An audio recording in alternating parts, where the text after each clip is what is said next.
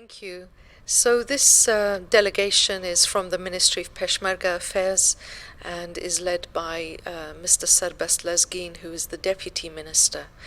We're delighted that they've been here in Washington. It's very important that the Ministry of Peshmerga is included in these delegations formed of Iraqi security agencies.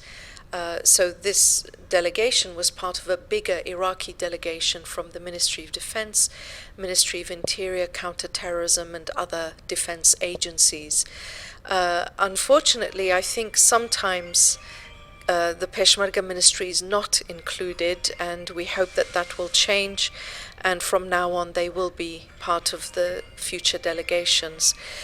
They took part in a training program, or a seminar, I should say, at the National Defense University in the United States. And this program was about strategic thinking, about cooperation. The National Defense University is part of the Department of Defense, so it's not a typical normal university. So again, that illustrates why it was important that this delegation was here. As you said, the timing is interesting. This program took place just a few weeks after the US departure from Afghanistan. As you know, the departure was not the way Americans had envisaged it.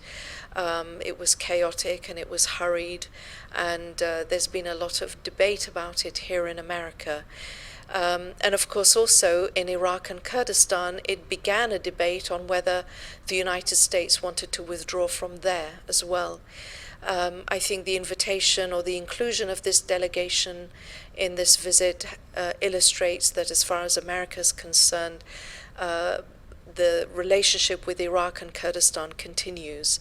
And I think this is what the delegation themselves were told while they were here. In addition to that, I had a meeting yesterday with Dana Stroul, who is the Deputy Assistant Secretary for the Middle East at the Department of Defense. And we discussed many things, but one of the things that we discussed was the US-Iraq, US-Kurdistan relationship, especially in light of what's happened in Afghanistan.